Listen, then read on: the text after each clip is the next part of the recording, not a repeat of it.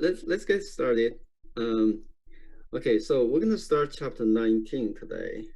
Okay, we're gonna spend 3 lectures on chapter 19. Um, Chapter 18 seems like the quiz on chapter 18, everyone did very well. Okay, most of you. So I hope you can do well on the final as well, right? So the chapter 19 chapter 18 relatively is easier, right? Um, so which is good, right? So you can, on the final we have only 3 chapters, okay? 18, 19, and 21. Okay. So now let's work on chapter 19. Hopefully you can still do well as well. Okay. So um, let's start. Okay, chapter 19. So chapter 19 we have 2 parts. Okay, one is called a share based compensation. One is called the earnings per shares. Okay, so today we're going to work on the first part, share based compensation. Okay, share based compensation. Um, we talk about the compensation, right? So, compensation, one for the typical, the most popular way to compensate our employee, right? We talk about compensation, we talk about compensate our employee. The employee work for the company, we need to give them, compensate them, right? So, for the most typical way is what to give them uh, the salary, right? So, we call it wage, right? Wages, okay. So when we pay them salary, right? So we recognize the salary expenses, right? Um, so that's the normal way, okay. But today we're going to talk about some in addition to we pay them salary, we can compensate in different way, okay. So here we talk about this chapter. We talk about we can give them instead of give them cash, right, as a salary. We can give them stock or stock options. Okay, so this stock or stock options is related to our stock, okay, our own company stock, okay. So to compensate them, okay, they work for us, right? So similarly, like salary expenses, right? So for those situations, we also need to recognize the expense, right? So um, we call that the compensation expense, okay, compensation expense. So we give them kind of like stock or stock options, okay, to compensate them. Um, so we're going to talk about those one by one. Okay, so those the several a couple of different plans to compensate them. Okay, um, so the reason the company gonna conduct this called share-based compensation is trying to give employees some kind of incentive to work harder for the company, because if they work harder for the company, then company gonna perform well, right? Gonna make more money, right?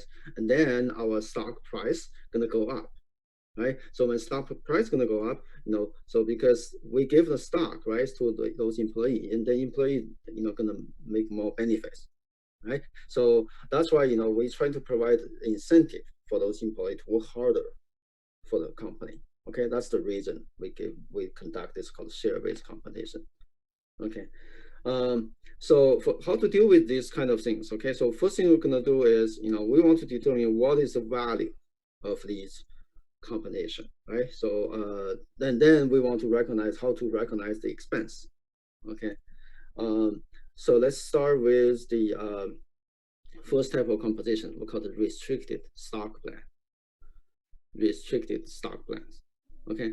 So so we give them stock basically, okay. We give them stock, and then so then those employee need to work for the company for a certain amount of time to fully receive those stock.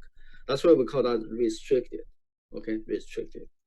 Um, so typically there is 2 type of restricted stock plan. One called restricted stock awards, another one called restricted stock units. So basically those in accounting, so these are just a slightly difference, okay? But in accounting, we treat it the same, okay? So we have the same method. So we don't distinguish these 2 different type of, okay, restricted stock plan, okay? So because accounting is the same for those plan. So let's take a look at an example. Okay, so see how we are gonna deal with this kind of situation.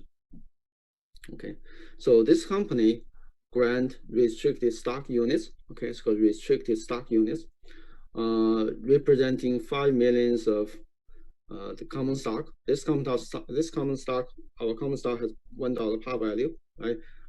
To those executives, okay, like a CEO, CFOs, COOs, etc. Okay, so we issue those, we grant those restricted stock units at January 1st, 2016.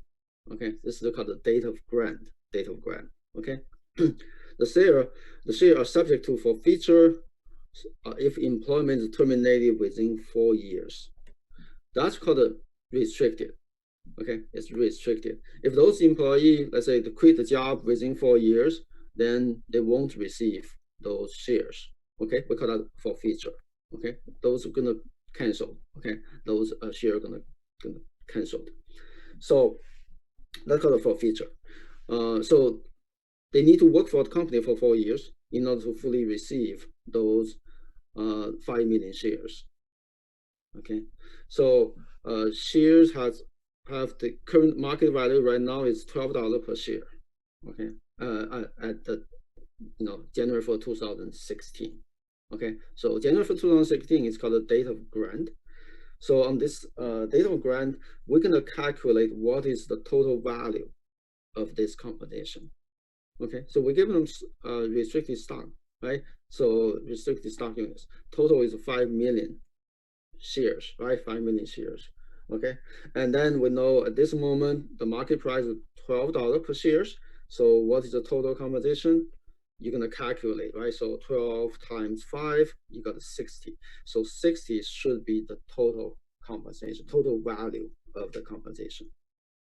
Okay, so and also will be our cost, right? Our expense. Okay, so then remember this one here called the share of subject for physical employment terminated within 4 years. So those employees need to work for the company for 4 years in order to fully receive this $60 million worth of the restricted stock. Okay, so that means those 60 million total compensation should be allocated over these 4 years. Okay, so 60 million you want to divide it by 4, right? So you got 15. So each year we should recognize 15 millions compensation expense. Okay, compensation expense. So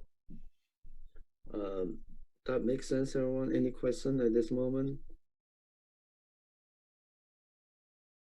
Sir? Yeah, okay. So the $60 million, that's for total 4 years, right? Yes, 60 million is a total value, right? Remember, totally we're gonna issue 5 million shares, and each share is $12. That's why total is 60 million. So total value of this compensation is 60 millions.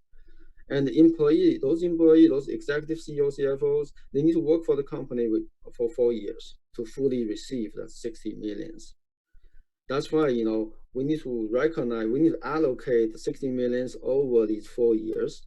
So each year you recognize 15 millions of compensation expenses. So totally it's 60 millions. Okay, thank you. Yeah, that makes sense. Any other questions regarding that?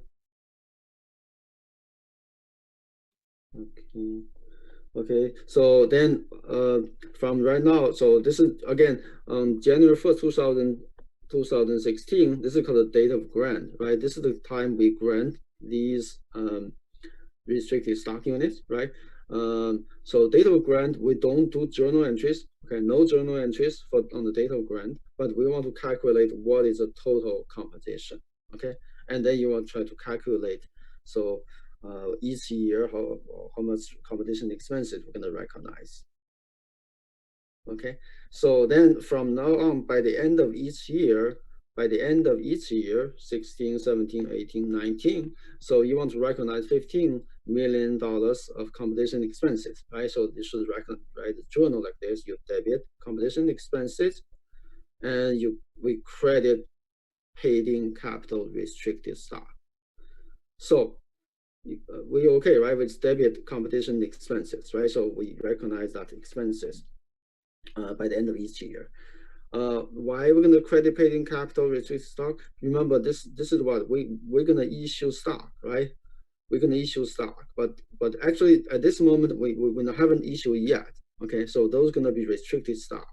Okay, restricted stock unit. We haven't issued yet. Okay, it will be issued. Okay, we will issue. So those are gonna be what will be our paid-in capital, right? But since we haven't issued yet, so we're gonna go to this temporarily. Okay, we're gonna go to this account.